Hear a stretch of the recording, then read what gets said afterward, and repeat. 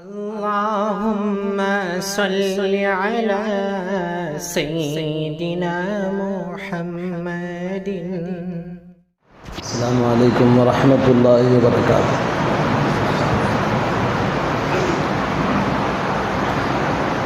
الحمد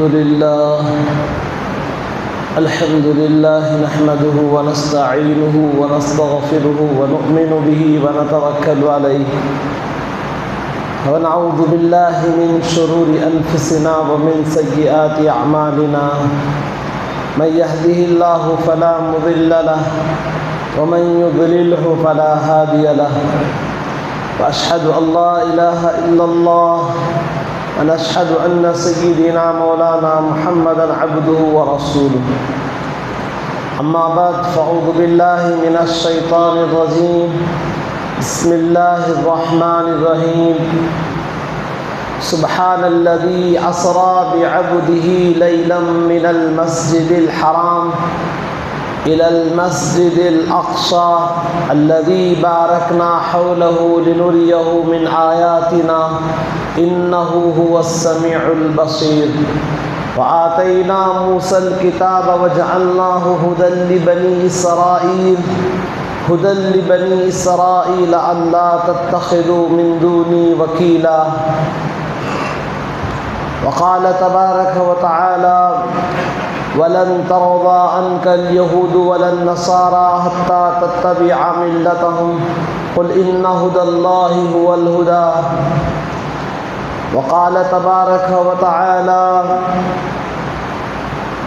يا أيها الذين آمنوا ادخلوا في السلم كافة ولا تتبعوا خطوات الشيطان إنه لكم عدو مبين.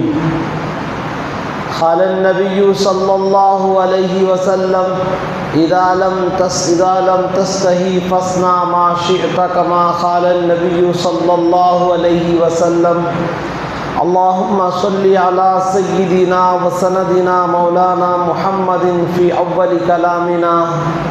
اللهم صل على سيدنا وسندنا مولانا محمد في أوسط كلامنا.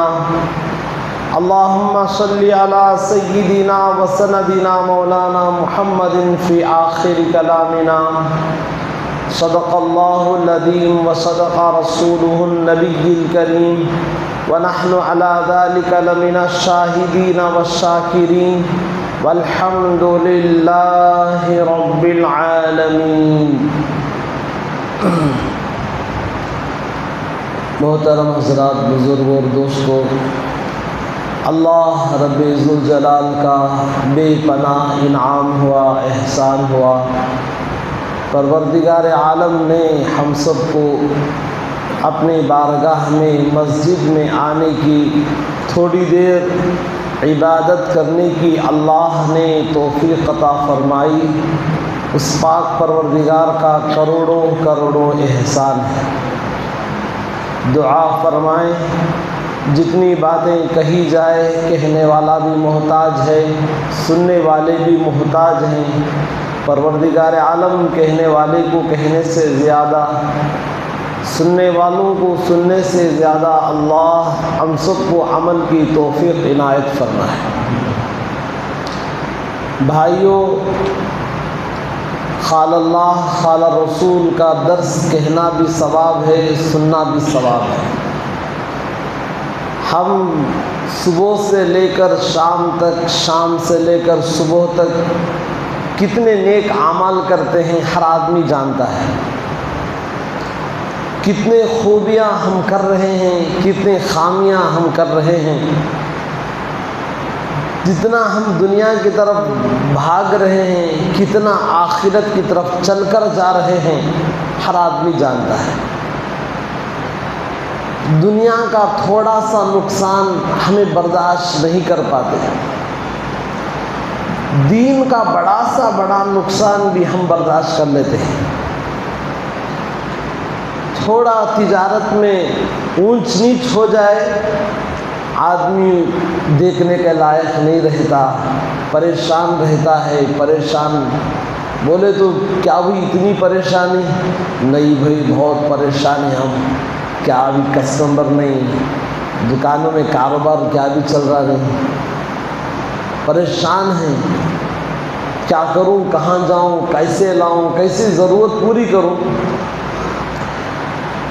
کبھی ہم دنیا کے اعتبار سے جتنا ہم سوچتے ہیں، اس کا ادنا حصہ 100% جو ہم دنیا کے بارے میں سوچتے ہیں، اس سے کم از کم 10% 10% بھی اگر ہم دین کے بارے میں اگر سوچتے تو میرے بھائیو انشاءاللہ ہمیں دین اللہ کا بہت سمجھ میں آ جاتا۔ ہم اس کی طرف سوچنا ہی نہیں چاہتے، بس 4 آدمی کر رہے ہیں ہم بھی کر رہے ہیں، 10 آدمی مل کر فلاں کام کر رہے ہیں ہم بھی کرتے جا رہے ہیں۔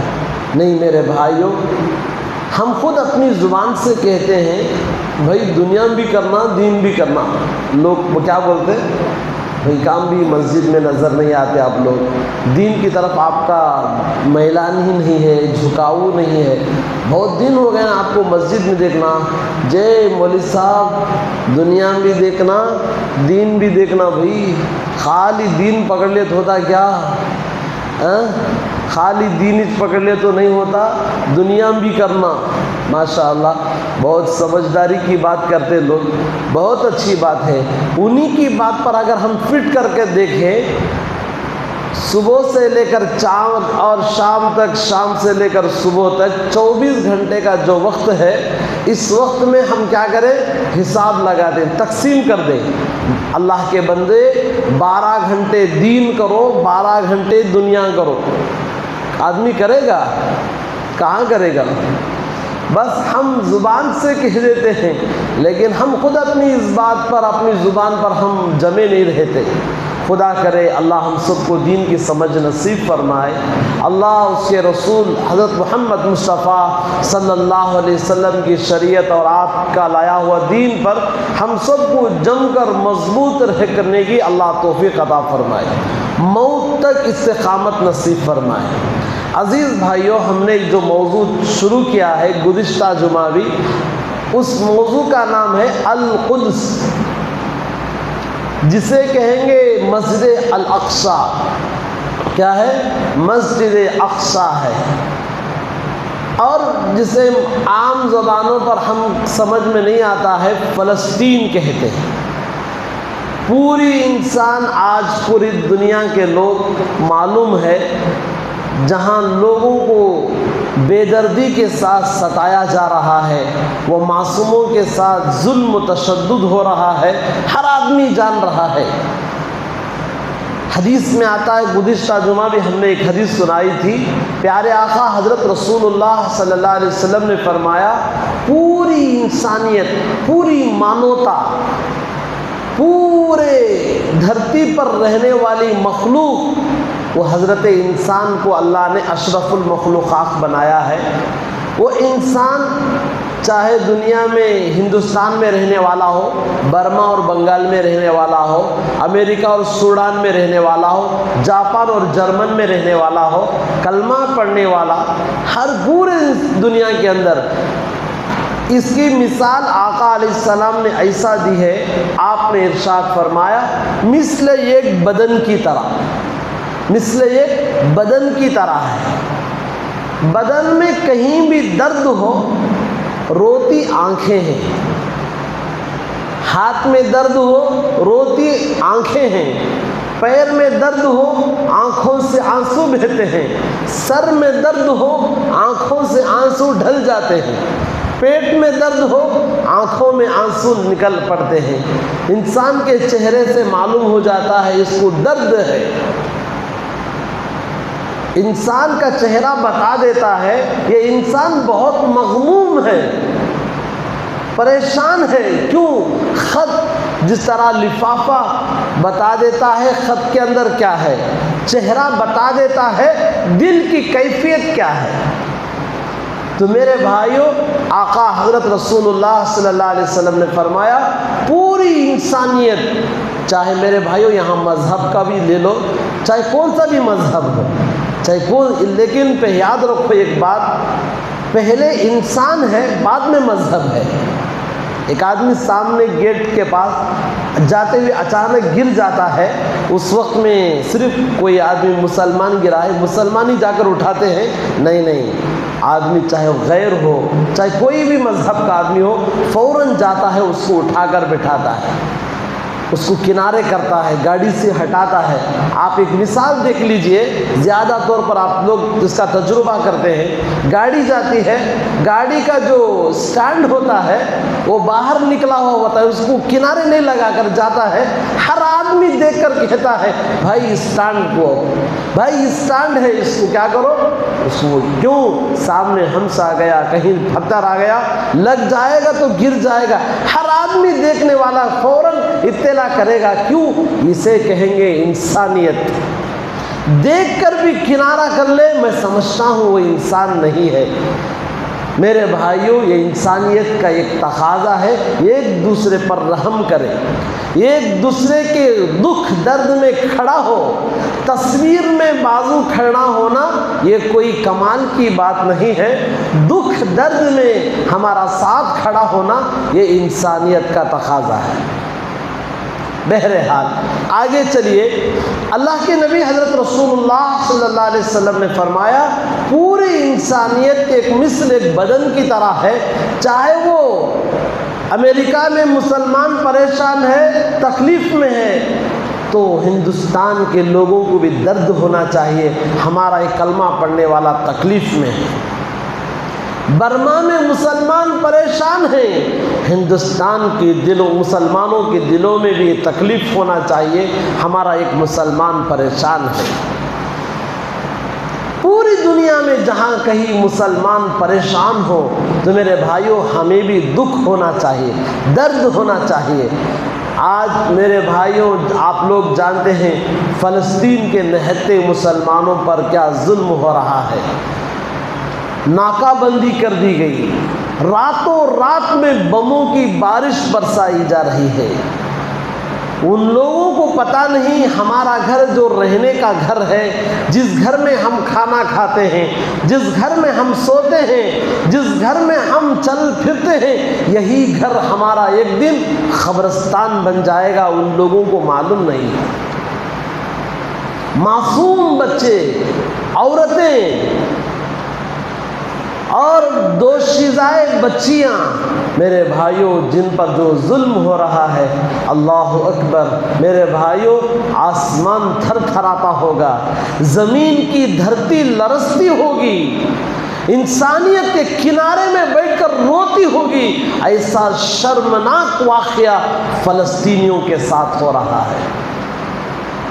میرے بھائیوں آخرکار یہ فلسطین ہے کیا؟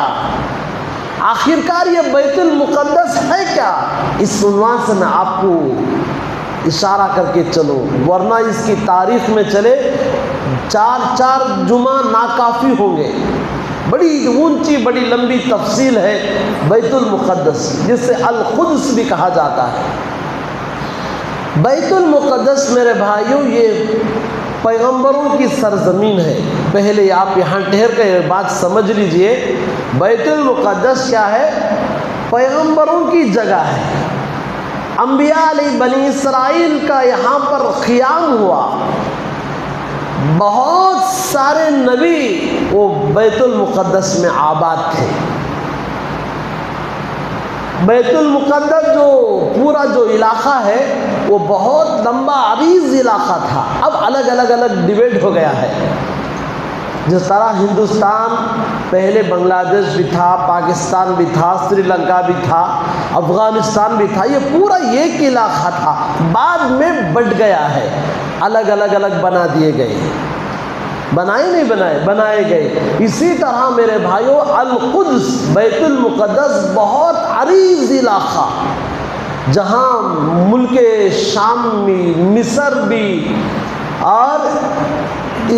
اور جسے جوردان کہا جاتا ہے، میرے بھائیوں یہ پورا یہ خطہ تھا، نبیوں کی جگہ تھی، حضرت موسیٰ علیہ السلام کی جگہ، حضرت عیسیٰ علیہ السلام کی پیدائش کی جگہ، حضرت داؤد علیہ السلام کی جگہ، سلیمان علیہ السلام کی جگہ، جہاں حضرت زکریا علیہ السلام کی جگہ، مریم علیہ السلام کی جگہ، یہ تمام پیغمبران اسی بیت المقدس میں آباد تھے، اسی جگہ عبادت کیا کرتے تھے۔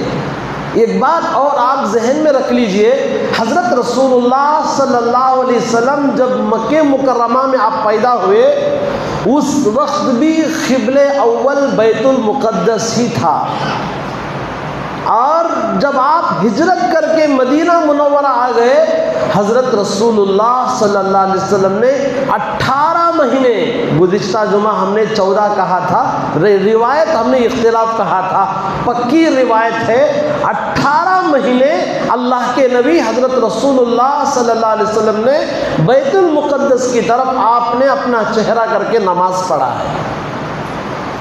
آپ جب مکے میں نماز پڑھتے تھے، یہاں پر علماء نے ایک سوال اٹھایا ہے، جب اللہ کے نبی مکہ مکرمہ میں نماز پڑھتے تھے تو آپ کس جہت نماز پڑھتے تھے؟ میرے بھائیوں، قربان جاؤ حضرت رسول اللہ صلی اللہ علیہ وسلم کے اخلاق کریمہ پر، آپ کے کردار پر آپ کیا کرتے تھے؟ ایسے نماز پڑھتے تھے جہاں کعبۃ اللہ کا بھی قبلہ ہو جائے اور بیت المقدس کی طرف بھی قبلہ ہو جائے، آپ ایسے نماز پڑھتے تھے۔ اللہ اکبر۔ اس کے بعد جب آپ مدینہ منورہ چلے گئے، آپ نے مکمل 18 مہینے نماز ادا فرمائی، اس کے بعد آپ کا قبلہ بدل گیا، جہاں ہم سب کعبۃ اللہ کی طرف نماز پڑھتے ہیں، یہ قبلہ ہمارا بدل گیا۔ بہرحال تو میرے بھائیوں، قبلہ اول جو فلسطین ہے، اس کے لیے بہت جد و جہد ہوا، آج یہودیوں کے قبضے میں ہے۔ کس کے قبضے میں؟ یہودیوں کے قبضے میں ہے۔ اور اس سے پہلے جتنے بھی حضرت سلیمان علیہ السلام آئے، یہ جو بیت المقدس بنا ہے، اور جہاں یہ گنبد، سنہرا گنبد آپ کو نظر آئے گا، میرے بھائیوں وہ بیت المقدس نہیں ہے، اس کے پیچھے اور ایک جو گنبد ہے وہ اصل بیت المقدس ہے۔ وہاں پر اللہ تعالیٰ، اللہ کے نبی حضرت رسول اللہ صلی اللہ علیہ وسلم نے جتنے انبیاء آئے ہیں تمام انبیاء کی امامت فرمائی۔ حضرت رسول اللہ صلی اللہ علیہ وسلم کو جو لقب ملا امام الانبیاء کا، اسی بیت المقدس میں نماز سارے نبیوں کی آپ نے امامت فرمائی، وہی بیت المقدس میں آپ کو وہ لقب ملا صلی اللہ علیہ وسلم۔ تو میرے بھائیوں، آج بھی حضرت رسول اللہ صلی اللہ علیہ وسلم نے جو براق میں سوار ہو کر آئے تھے، آپ نے جو براق میں اور پیغمبروں کی جو سواریاں تھیں باندھی گئی تھی، آج بھی جو پتھر ہے وہ پتھر کو وہ گنبد کے نیچے رکھ دیا گیا ہے، اسی کے اوپر کیا ہے وہ گنبد بنا دیا گیا ہے۔ اور دوسری بات، اللہ کے نبی صلی اللہ علیہ وسلم کو اللہ نے مکے سے اٹھا کر جب معراج کا سفر ہوا یہاں پر لایا گیا، جس کو قرآن میں نقشہ کھینچا ہے، سبحان الذی اسری بعبدہ لیلا من المسجد الحرام الی المسجد الاقصی الذی بارکنا حولہ لنریہ من آیاتنا انہ هو السمیع البصیر۔ یہ پوری آیتیں سنی بنی اسرائیل کے 5-6 آیتوں تک یہی اللہ نے یہ مضمون بیان فرمایا ہے بیت المقدس کے بارے میں۔ پاک ہے وہ ذات، اپنے نبی اپنے بندے حضرت رسول اللہ کو مسجد حرام سے مسجد اقصی تک لے کر آئے، کیوں؟ وہاں کی برکات، وہاں کی نشانیوں کو دکھانے کے لیے اللہ کے نبی کو اللہ نے وہ سفر کروایا۔ واقعہ لمبا ہے، آپ کو جب آسمانوں پر گئے، اللہ سے جو بات کرنا تھا بات کیے، جو احکامات لینا تھا لے کر واپس آ گئے، جب آپ پھر بیت المقدس سے پھر آپ کیا کیا؟ مسجد حرام کو آ گئے۔ آپ صلی اللہ علیہ وسلم نے کہا اللہ نے ہمیں معراج کرایا ہے، ہم آسمانوں کا سفر کیے تھے، مسجد اقصی بھی گئے تھے۔ دیکھیں یہاں پر کفار نے ایک چال چلا، اچھا آپ اپنے دعوے میں سچے ہیں نبی صلی اللہ علیہ وسلم، ایسا کیجئے، آپ مسجد اقصی کو گئے تھے، بیت المقدس کو گئے تھے، فلسطین کی سرزمین پر گئے تھے، مسجد اقصی میں جو آپ نے داخل ہوئے اس کے مینارے کتنے ہیں؟ اس کے گنبد کتنے ہیں، اس کے دریچے کتنے ہیں، اس کے دروازے کتنے ہیں اور اس کے پلر کتنے ہیں۔ ارے جو آدمی کہیں جاتا ہے، سفر میں جاتا ہے، وہاں جا کر وہاں کے دروازے، کھڑکیاں اور دریچے کوئی گنتا ہے کیا؟ دیکھتے ہیں، اس کے بعد نکل کر آ جاتے ہیں۔ اللہ کے نبی کو سوال کیا لوگوں نے، آقا علیہ الصلوۃ والسلام اللہ کی طرف متوجہ ہوئے۔ اللہ پاک نے کہا، اے میرے نبی آپ ڈریے مت، آپ اطمینان سے رہیے۔ فوراً اللہ رب ذوالجلال نے کہاں سے؟ مکے سے لے کر بیت المقدس تک جتنا راستہ تھا وہ تمام کو حائل کر دیا۔ گویا ایسا لگ رہا تھا حضرت جبرائیل اپنے سامنے ہاتھ کے اوپر بیت المقدس رکھے ہیں اور آقا علیہ السلام دیکھ رہے تھے، بول رہے تھے، دیکھ رہے تھے، بتا رہے تھے صلی اللہ علیہ وسلم۔ تو میرے بھائیوں، یہ تمام جو برکات کی جگہ ہے آج یہودی ظالم قبضہ کر چکے ہیں۔ وہ لوگ اندر کبھی نماز نہیں پڑھنے دیتے، وہ اندر کبھی عبادت کرنے نہیں دیتے، وہ لوگ کبھی آپ کو مسلمانوں کو سکون سے رہنے نہیں دیتے۔ کیوں؟ وہ چاہتے ہیں مسلمانوں کو یہاں ہٹا دیا جائے۔ یہاں اور ایک بات میں آپ کو تاریخ کی بات سناؤں، فلسطین میں صرف مسلمان آباد تھے، یہودی نہیں تھے۔ جس طرح ہندوستان میں پہلے کیا ہے، مسلمان اور دوسرے لوگ آباد تھے، جس طرح اور بھی مذاہب کے لوگ ہیں۔ ہندوستان ایک گنگا جمونی تہذیب ہے، ہندوستان میں اور مذاہب کے لوگ پورے ملے جلے لوگ تھے۔ یہاں پر ہندو تھے، مسلمان تھے اور اس کے بعد پتہ نہیں کتنے مذاہب کے لوگ تھے۔ اب انگریز جب ہندوستان میں آیا، تجارت کی غرض سے آیا تھا، صرف بیپار کی نیت سے آیا تھا۔ اب لوگوں نے کیا کیا، چلو تجارت کرنے کے لیے آیا ہے، تھوڑی جگہ دے دیجئے، تھوڑی جگہ دے دی۔ ظالم انگریز کیا کیا، دھیرے دھیرے اپنا جال بچھاتا گیا، اپنا بستر بچھاتا گیا اور اپنے ظلم کے ہاتھ لمبے کرتا گیا۔ آخرکار ایک وقت وہ بھی آیا، ہندوستانیوں کو اپنا غلام بنا لیا۔ ہوا نہیں ہوا؟ اسی طرح فلسطین میں مسلمان آباد تھے، یہودیوں کو تھوڑی جگہ دے دی مسلمانوں نے، رحم کر کے تھوڑی جگہ کیا دی، دھیرے دھیرے ان کے ظلم کے ہاتھ بڑھتے گئے۔ آخرکار وہ چاہتے ہیں آج وہ اپنا ظلم کا سکہ انہوں نے فلسطین میں لگا دیا، یہاں سے مسلمانوں کو ختم کر دیا جائے۔ میرے بھائیوں، یہی وہ غزہ کی پٹی ہے جس پر آئے دن مسلمانوں پر حالات دیکھنے پڑ رہے ہیں، کبھی بچوں پر، کبھی عورتوں پر، کبھی جوانوں پر۔ میرے بھائیوں، سلام کرتے ہیں ہم ان مسلمانوں پر، ہم عقیدت سے سلام کرتے ہیں۔ کیا ان کا ایمان ہے، کیا ان کا یقین ہے؟ آج بھی دنیا کی سپر پاور حکومتیں، سپر پاور جو ملک ہیں، وہ تمام یہی چاہتے ہیں کہ ختم کر دیا جائے۔ کیوں؟ وہاں جو مسلمان بستے ہیں وہاں مسلمان ناچنے والے نہیں ہیں، وہاں مسلمان ایکٹنگ کرنے والے نہیں ہیں، وہاں مسلمان جو آج کل کلپیں بنا کر چھوٹے چھوٹے، میرے بھائیوں، کہیں کمر ہلا دیا، کہیں کیا ہے گلا ہلا دیا، کہیں چار بول دیے، ٹک ٹاک کے کیا ہے اور ہیرو بن گئے۔ میرے بھائیوں، وہ سرزمی نبیوں کی سرزمی ہے، جہاں پر حفاظ ملیں گے، جہاں پر شریعت پر عمل کرنے والے ملیں گے، جہاں پر قربانی دینے والے ملیں گے آپ کو، وہاں پر قبلہ اول کی حفاظت کرنے والے ملیں گے۔ لوگوں کو معلوم ہے یہاں اسلام کا درخت بڑھ رہا ہے، یہاں اسلام جنم لے رہا ہے، یہاں اسلام کا درخت خوب ہرا بھرا ہو رہا ہے، یہیں پر کاٹ کر ختم کر دیا جائے، یہاں ختم ہو جائے ان کا، ہم رہیں گے۔ میرے بھائیو، یاد رکھو، ان لوگوں کا زوال کا وقت آ چکا ہے۔ جب بھی ظلم نے اپنے ہاتھ لمبے کیے ہیں، اللہ نے ان کے ہاتھوں کو کاٹ دیا ہے۔ فرعون جب ظلم پر آ چکا تھا، لوگوں کو، بچوں کو ذبح کر رہا تھا، اللہ نے ایک وقت لایا، فرعون کو دریائے نیل میں ڈبو کر ختم کر دیا۔ شداد نے جب سر اٹھایا، اللہ نے ختم کر دیا۔ نمرود نے اپنی دولت پر اکڑ دکھائی، اللہ نے زمین میں دھسا دیا۔ ابو جہل جب اللہ کے نبی کو تکلیف دینے پر آیا، اللہ نے اس ابو جہل کو 2 معصوم بچوں کے ذریعے اس کا تہس و نہس کر دیا اللہ نے۔ اسی طرح میرے بھائیوں، یہ زوال کا وقت ہے ان لوگوں کا، یہ قیامت کی علامتوں میں سے ایک علامت ہے۔ یہ قرب قیامت یہ حالات ہونے والے ہیں، قرب قیامت یہ نشانیاں ہونے والے ہیں۔ میرے بھائیوں، جس طرح یہودیوں کے اپنی کتابوں میں لکھا ہے، وہ 3 نشانیوں کے انتظار میں تھے۔ وہ کتنے نشانیوں کے؟ 3 نشانیوں کے انتظار میں ہیں وہ۔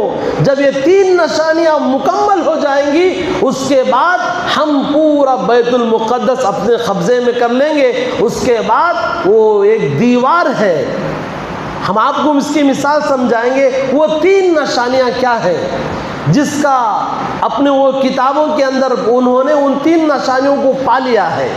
وہ کیا 3 نشانیاں ہیں؟ نمبر 1، ان لوگوں کو چاہیے پوری دنیا کے اندر 5 بچھڑے گائیں کے بچے، وہ ایسے سرخ لال کلر کے، لال بالکل، اس کا پیر بھی، آنکھ کے اوپر کا حصہ، بدن کا کوئی حصہ جس میں نہ کالے رنگ کا کوئی دھبا ہو، نہ سفید رنگ کا کوئی دھبا ہو، کوئی نشان ہو، ایسا بالکل لال رنگ کا معلوم ہو رہا ہو کوئی اس کو ڈیزائن کیا ہے، اس کو کوئی کلر کیا ہے۔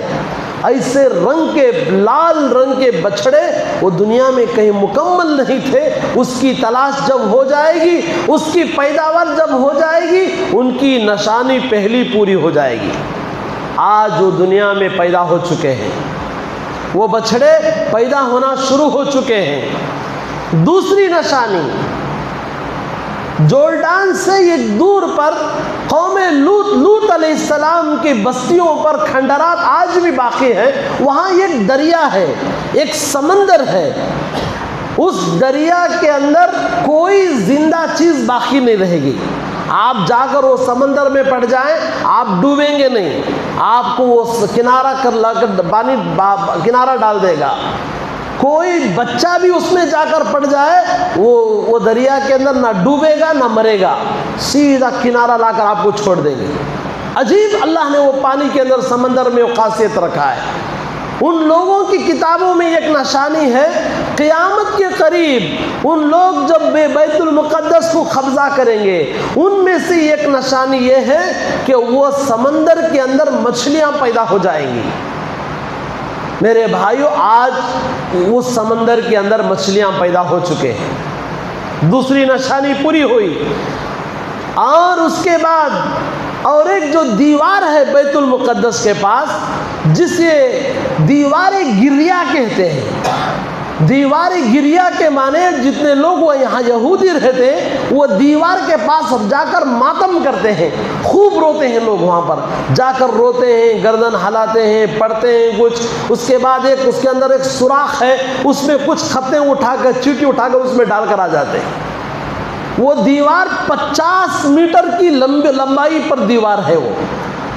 ان لوگوں کی تیسری نشانی ہے، اس دیوار میں سے ایک سانپ نکلے گا۔ وہ سانپ ایک کبوتر ہے، وہ کبوتر کھانے کے لیے لپکے گا۔ ابھی قریب میں وہ دیوار میں سے سانپ بھی نکل گیا، اس کبوتر کو کھانے کے لیے بند بھی رکھ، اس کو دیکھا گیا، وائرل بھی ہوئی، ویڈیوز وائرل بھی کیے گئے۔ میرے بھائی، وہ 3 نشانیاں ان کی مکمل ہو چکے ہیں۔ اب ان لوگوں کا عقیدہ ہے وہاں پر بیت المقدس کو توڑ کر نعوذ باللہ شہید کر دیا جائے گا، وہاں پر ہیکل سلیمانی بنائی جائے گی، وہاں پر ایک ٹیمپل بنایا جائے گا جسے وہ لوگ مسجد نہیں کہتے، ہیکل سلیمانی کہتے ہیں۔ ان لوگوں کا عقیدہ ہے جب یہ بنا دیں گے تو دجال آ جائے گا۔ میرے بھائیوں، یہ قرب قیامت کی بڑی بڑی نشانیاں ہیں۔ اور ہماری کتابوں میں، اب یہاں پر ایک بات ذہن میں رکھ لو، یہاں 3 مذاہب کے لوگ ہیں، ایک یہودی ہیں، دوسرا نصارہ ہیں، تیسرے مسلمان ہیں۔ اب یہودیوں کو دجال کے آنے کا انتظار ہے، ان لوگوں کی 3 نشانیاں مکمل ہو گئی، ہونے کے بعد دجال آ جائے گا، اس کے بعد پوری دنیا میں ہمارا راج ہوگا۔ ان لوگوں کا عقیدہ کتابوں میں لکھا ہے۔ نصارہ وہ انتظار میں ہیں اب عیسیٰ علیہ السلام آئیں گے، اس کے بعد پوری دنیا کے اندر یہاں یہودی بھی ختم ہو جائیں گے، مسلمان بھی ختم ہو جائیں گے، ہم نصارہ باقی رہیں گے۔ نصارہ کہتے ہیں کرسچنس کو۔ اب ہمارا پوری دنیا میں راج چلے گا، ہم حکومت کریں گے پوری دنیا میں، پورا ورلڈ میں۔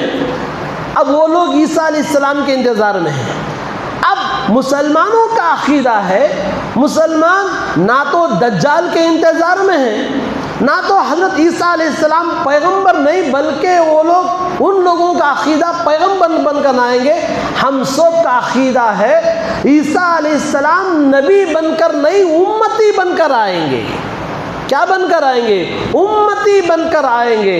اللہ کے نبی حضرت رسول اللہ صلی اللہ علیہ وسلم نے بشارت دی ہے، قرب قیامت عیسیٰ علیہ السلام 2 فرشتوں کے ذریعے سرخ یعنی سفید منارہ ہے ملک شام میں، جس طرح بیت المقدس کے پاس ایک مسجد ہے، وہ اور اس مسجد کی جامع مسجد کے مینارے پر اتریں گے، اللہ پاک اتاریں گے ان کو، اور ایسی حالت میں اتریں گے عیسیٰ علیہ السلام، ان کے سر کے اوپر، سر سے پانی ٹپکتا ہوگا، ایسا معلوم ہوگا ابھی غسل کر کے آئے ہیں عیسیٰ علیہ السلام۔ اب وہ آئیں گے، حضرت اس وقت میں امام مہدی بھی آئیں گے۔ آج میرے بھائیوں، جھوٹے نبیوں کا جو ظہور ہو رہا ہے آپ لوگوں کو معلوم ہے، کہیں شکیلی فتنہ ہے، کہیں مہدویت ہے، کہیں قادیانیت ہے۔ میرے بھائیوں، نبوت پر، اللہ کے نبی حضرت رسول اللہ صلی اللہ علیہ وسلم کی نبوت پر ڈاکہ ڈالنے والے یہ لٹیرے، یہ ڈاکہ ڈالنے والے جھوٹے نبی، آقا علیہ السلام نے فرمایا قیامت کے قریب 30 آدمی جھوٹے نبوت کا دعویٰ کریں گے، 30 لوگ دعویٰ کریں گے۔ اللہ کے نبی صلی اللہ علیہ وسلم نے ان کا نام، ان کے باپ کے نام تک بھی پتہ بتایا ہے۔ قربان جاؤ حضرت رسول اللہ صلی اللہ علیہ وسلم کے اخلاق و کردار پر، آپ کے علم ذہانت پر آپ نے پیشین گوئی دی ہے۔ آج میرے بھائیوں، کوئی عورت کہتی ہے میں نبی ہوں، کوئی پڑوس ملک میں کہتا ہے میں نبی ہوں، کوئی شکیلی فتنہ کہتا ہے کہ میں نبی ہوں۔ آئے دن کیا ہے، یہ نبوت پر دعویٰ ڈالنے والے اور نبوت پر ڈاکہ ڈالنے والے لٹیرے پیدا ہو رہے ہیں۔ اللہ کے نبی نے فرمایا انا خاتم النبیین لا نبی بعدی، میں آخری نبی ہوں اللہ کا، میرے بعد کوئی قیامت تک نبی نہیں آئے گا۔ لوگوں نے کیا کیا؟ جھوٹا دعویٰ کیا۔ بہرحال تو میرے بھائیوں، اللہ کے نبی حضرت عیسیٰ علیہ السلام آنے سے پہلے امام مہدی آئیں گے۔ امام مہدی جب آئیں گے تو آپ نماز کے انتظار میں ہوں گے، نماز کے لیے کھڑے ہونے کے لیے مغرب کی نماز علماء نے لکھا ہے انتظار میں ہوں گے، آذان ہو جائے گی، حضرت عیسیٰ علیہ السلام کو امام مہدی آگے بڑھائیں گے، نماز آپ پڑھیے۔ کبھی کبھی ہوتا ہے نا، کبھی مسجد میں کوئی باہر سے کوئی علماء بڑے آ جاتے ہیں، امام صاحب کیا کرتے ہیں، حضرت آپ آگے بڑھ کر نماز پڑھا دیجئے تاکہ آپ کی برکات بھی ہمارے مسجد میں ہو جائے، آپ کے پیچھے ہم بھی نماز پڑھنے والے بن جائیں۔ عیسیٰ علیہ السلام اتریں گے، امام مہدی ہاتھ پکڑیں گے، آپ آگے بڑھیے۔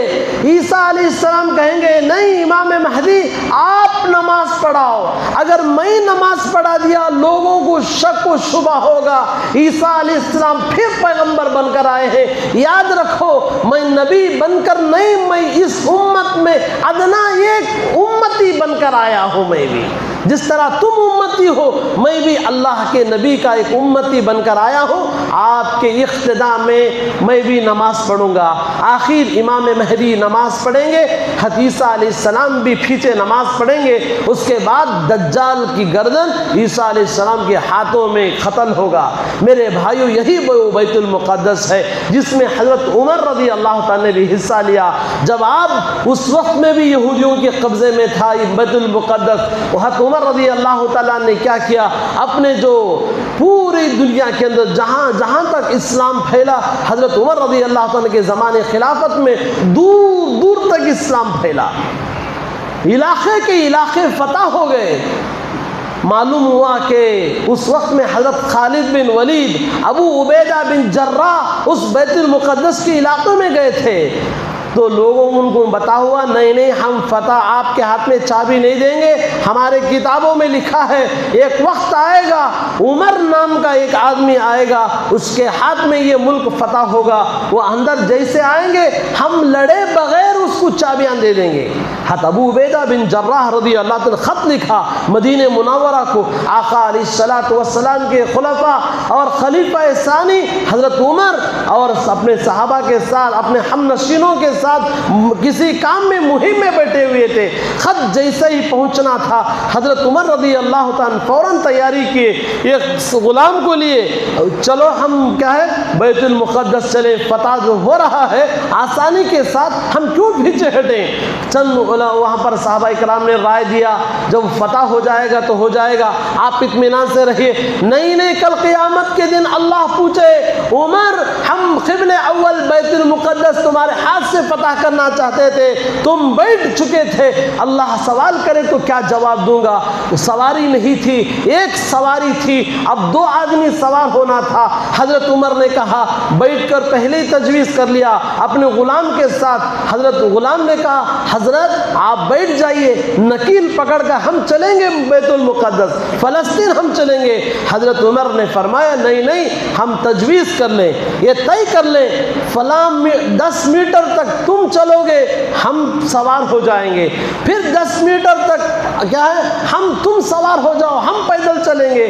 یہ بات تو طے ہو گئی، چلتے گئے، سفر ہوتا گیا، دن رات آپ نے سفر کیا، جب دھیرے دھیرے بیت المقدس کے قریب آئے تو باری آئی خلیفہ کی نیچے چلنے کی، غلام اوپر بیٹھنے کی۔ اللہ اکبر میرے بھائیو، تاریخ میں لکھا ہے اور وہ غلام کہنے لگا امیر المؤمنین اب ہم ملک میں، اب ہم اس بستی میں داخل ہو رہے ہیں، جس بستی پورا علاقہ ہمارے ہاتھوں، اللہ نے آپ کے ہاتھوں فتح کی چابیاں دینے والے ہیں، ہماری رائے ہے آپ اوپر بیٹھ جائیں، ہم نکیل پکڑ چل کر چلیں گے، غلام ہیں کون پہچانے گا؟